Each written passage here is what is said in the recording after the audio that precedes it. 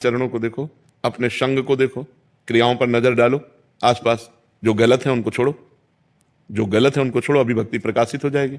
पवित्र भोजन पाओ, भगवान को अर्पित किया हुआ, पवित्र आचरण करो, देखना सुनना बोलना 3 पर कंट्रोल करो। जैसे कि महाराज किसी कंपनी में काम करते तो प्याज लहसुन डाला जाता है, तो इसमें खाना पड़ता है महाराज। हाँ, तो अब प्याज लहसुन तो तमोगुण पैदा करेगा, वो भजन कैसे करने देगा?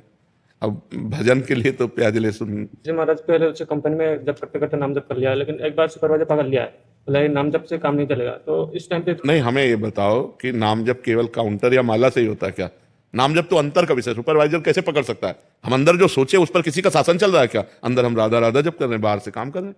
हमें काउंटर लेके थोड़ी दिखाना है सुपरवाइजर को कि हम नाम जप कर रहे हैं, माला लेके थोड़ी दिखाना है कि नाम जप कर रहे हैं। जब नौकरी में है, ड्यूटी में है, तो हम ड्यूटी वाला कार्य अच्छे से कर रहे हैं, अंदर से नाम जप कर रहे हैं। पर यह बुद्धि तभी सतर्क होगी जब भोजन ठीक हो।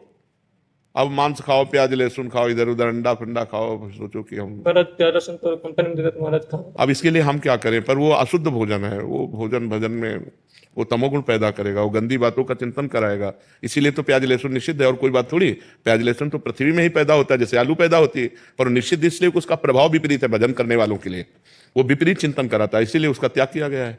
अपवित्रता बुद्धि की, तमोगुण बढ़ाने वाला, इसीलिए उसका त्याग किया। हमें पवित्र बुद्धि चाहिए तभी भजन में लगेगी। तो आहार ठीक करो, आचरण ठीक करो, अंदर अंदर खूब नाम जप करने का अभ्यास करो। विशाल डोगरा जी। राधे राधे जी। राधे राधे महाराज जी। महाराज जी, क्या धर्म और कर्म में कोई अंतर है? हर इंसान का कर्म अलग अलग होता है, जैसे एक क्षत्रिय है, एक साधु है, या एक नहीं, तो सामान्य क्षत्रिय धर्म से ही तो कर्म होता है, ब्राह्मण धर्म से ही तो कर्म होता है, विरक्त धर्म से ही तो कर्म होता है, गृहस्थ धर्म से ही तो कर्म होता है। जो धर्म से अलग कर्म करता है वो पाप कर्म करता है, और वही पाप का उसे दंड भोगना पड़ता है। शुद्ध कर्म वही है जो धर्म से युक्त हो, और जो धर्म से अलग हट गया तो वो पाप कर्म बन गया, वो अधर्म बन गया। तो वास्तविक कर्म की महिमा तो धर्म से युक्त होने पर ही है। जैसे आप किसी के पुत्र हो तो आपका पुत्र धर्म है, किसी के पिता हो तो पिता धर्म है। एक पिता का क्या धर्म है? वो कर्म करो। एक पति का क्या धर्म है? वो कर्म करो। एक समाज के व्यक्ति का क्या कर्म है? वो कर्म करो।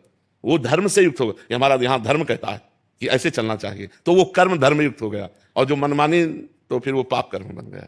समझ रहे ना? जो धर्म युक्त हो वही कर्म है, और जो धर्म से अलग हो गया वही पाप है। धर्म से विलग हो गया तो पाप है। जैसे अपनी पत्नी से धर्म है, लेकिन दूसरे की पत्नी या किसी बहन बेटी, वो पाप कर्म। कर्म तो वही है, कर्म वही है।